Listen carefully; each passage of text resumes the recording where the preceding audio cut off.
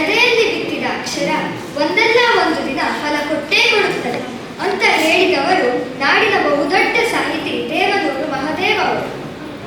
ಇಲ್ಲೊಂದು ಬೀಜದ ಕಥೆ ಇದೆ, ಕಾಡಿನ ಕಥೆಯೂ ಇದೆ. ಇದು ಅಂತಿಂತ ಕಾಡಲ್ಲ, ಪ್ರೀತಿಯ ಕಾಡು. ಅದು ಎಲ್ಲಿತ್ತು, ಈಗ ಎಲ್ಲಿದೆ ನೋಡೋಣ ಬನ್ನಿ.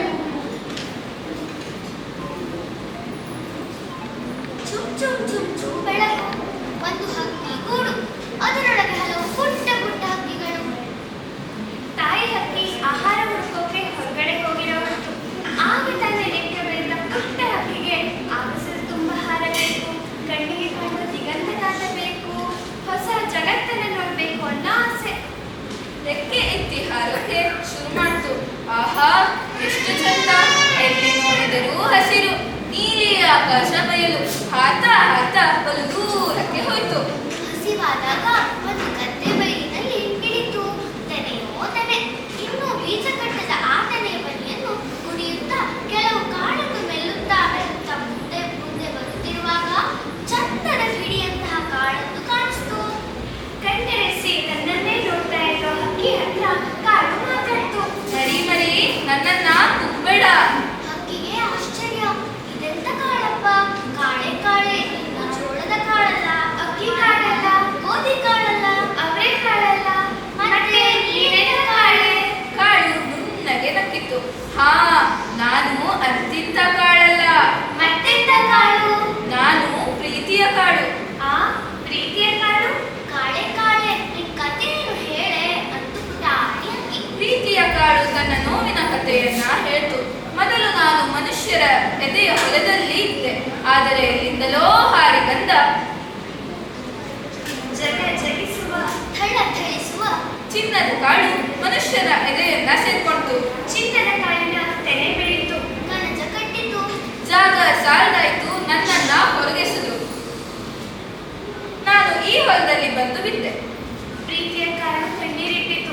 ಹಕ್ಕಿ ಮರೆಯೆಲ್ಲ ಒದ್ದೆ ಆಯಿತು. ಪ್ರೀತಿಯ ಕಾಳು ಒಂದು ವಿನಂತಿ ಮಾಡ್ತು. ದಯಮಾಡಿ ನನ್ನನ್ನ ಮನುಷ್ಯರ ಎದೆಯ ಹೊಲಕ್ಕೆ ಸೇರಿಸಿಬಿಡು. ನೀನು ಪ್ರೀತಿಯ ಕಾಳನ್ನು ಎದೆಗೆ ಸೇರಿಸುವುದೇ? ಆಹಾ, ಎಂತ ಚಂದದ ಕನಸು. ಹಕ್ಕಿ ಮರಿಗೆ ಖುಷಿಯಾಗೋಯ್ತು. ಹಕ್ಕಿ ಮರಿ ಹೇಳ್ತು, ಬಾಬಾ ನನ್ನ ಹತ್ರ ಬಾ, ನನ್ನ ಕೊಕ್ಸೇರು ಅಂತು. ಪ್ರೀತಿಯ ಕಾಳು ಒಂದು ಎಚ್ಚರಿಕೆ ಮಾತನ್ನು ಹೇಳ್ತು.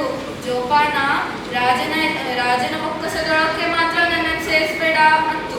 ಹಕ್ಕಿ ಹೇಳ್ತು, ಎಷ್ಟು ಬೀಸಿದರೂ ಹಿಟ್ಟಾಗದ ಕಾಳೆ ಬಾಬಾ ಬಳಿಗೆ. ಹಕ್ಕಿ ಉತ್ಸಾಹದಲ್ಲಿತ್ತು. ಕಾಳನ್ನು ಕೊಕ್ಕಲ್ಲಿ ಹಾಕಿಕೊಂಡು ವೇಗವಾಗಿ ಹಾರಿತು. ಆದ್ರೆ ಏನ್ ಮಾಡೋದು? ಪುಟ್ಟ ಹಕ್ಕಿ ಬಾಯಿ ನೋವಿನಿಂದ ತುಸು ಸುಧಾರಿಸಿಕೊಳ್ಳಲು ತುಸು ಸಡಲಿಸಿದ್ದೇ ತಡ. ಕಾಳು ಬಾಯಿಂದ ಜಾರಿ ಹೋಯ್ತು. ಬೀಸೋ ಗಾಳಿಗೆ ತೇಲಿ ಹೋಯ್ತು.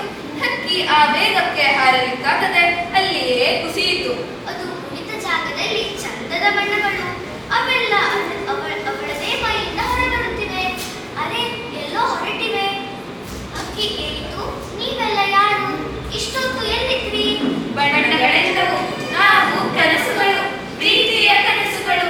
ನೀನು ಮನುಷ್ಯರ ಎದೆಯಲ್ಲಿ ನನ್ನನ್ನು ಸೇರಿಸುವೆ ಎಂದು ನಿನ್ನೊಳಗೆ ಬಂದೆವು. ಈಗ ಅದಿಲ್ಲವಲ್ಲ, ನಾವು ಹೊರಟೆವು. ಹಕ್ಕಿ ಬೇಡಿಕೊಂಡಿತು, ದಯಮಾಡಿ ನನ್ನನ್ನು ಬಿಟ್ಟು ಹೋಗಬೇಡಿ. ಕನಸುಗಳಿದ್ದವು. ಕಾಳು ರಾಜನ ಬೊಕ್ಕಸದೊಳಕ್ಕೆ ಬಿದ್ದಿದೆ. ಹಕ್ಕಿ ಹೇಳಿತು, ನೀವು ನನ್ನ ಜೊತೆ ಇರಿ. ನಾನು ರಾಜನ ಬಳಿಗೆ ನ್ಯಾಯ ಕೇಳುವೆ, ಕಾಳು ಪಡೆಯುವೆ, ಮನುಷ್ಯರ ಎದೆಯ ಹೊಲಕ್ಕೆ ಸೇರಿಸುವೆ. ಕನಸುಗಳು ಒಪ್ಪಿಕೊಂಡವು. ಹಕ್ಕಿ ರಾಜನ ಬಳಿ ಹೋಯಿತು. ರಾಜನ ಭೇಟಿ ಸಾಮಾನ್ಯರಿಗೆ ಅಷ್ಟು ಸುಲಭನಾ? ಅದು ಯಶಸ್ಸಿನ ಹಕ್ಕಿಗೆ ರಾಜನ ಸುತ್ತ ಅಗತ್ಯಕ್ಕಿಂತ ಹೆಚ್ಚು ಕಾವಲುಗಾರರು, ಬಾಡಿಗಾರ್ಡ್ಸ್. ಅವರೆಲ್ಲ ಕಣ್ತಪ್ಪಿಸಿ, ಕಾವಲುಗಾರರ ಕಣ್ತಪ್ಪಿಸಿ ರಾಜನು ಮಲಗುವ ಕಿಟಕಿಯ ಬಳಿ ಕುಳಿತು ಒಂದೇ ಸಮನೆ ಹಂಚಲಾರಂಭಿಸಿತು. ಕಿಚ ಕಿಚ ಪಚ ಪಚ ಚುಚುಚು, ಕಿಚ ಕಿಚ ಪಚ ಪಚ ಚುಚುಚು, ಕಿಚ ಕಿಚ ಪಚ ಪಚ ಚುಚುಚು. ನನ್ ಕಾಳ್ ನಂಗ್ ಬೇಕು, ನನ್ನ ಕಾಳ್ ನಂಗ್ ಬೇಕು, ನನ್ನ ಕಾಳ್ ನಂಗ್ ಬೇಕು. ಹಕ್ಕಿಯ ಕಿಚ ಕಿಚ ಸದ್ದಿಗೆ ರೋಸಿ ಹೋದ ರಾಜ ಮಂತ್ರಿಯನ್ನ ಕರೆಸಿದ. ಹಕ್ಕಿಯ ವಿನಂತಿಯನ್ನ ಆಲಿಸಿದ. ಅದು ಅಮೂಲ್ಯ ಕಾಳು, ನನಗದು ಬೇಕೇ ಬೇಕು. ಹಕ್ಕಿ ಬೇಡಿಕೊಂಡಿತು. ಅಮೂಲ್ಯವಾದದ್ದು ರಾಜನ ಬೊಕ್ಕಸದಲ್ಲಿ ಇರಬೇಕಲ್ಲವೇ ಎಂದು ಮಂತ್ರಿ ಕಡ್ಡಿಯಾಡಿಸಿದ. ಮನುಷ್ಯರ ಎದೆ ಸೇರಬೇಕಾದುದು ಬೊಕ್ಕಸದಲ್ಲಿದ್ದರೆ ಹುಳ ಹಿಡಿದು ಸಾಯುತ್ತೆ. ದಯಮಾಡಿ ಕೊಟ್ಟು ಬಿಡಿ, ಹಕ್ಕಿ ವಿನಂತಿಸಿತು. ಮಂತ್ರಿ ಮಹಾಶಯ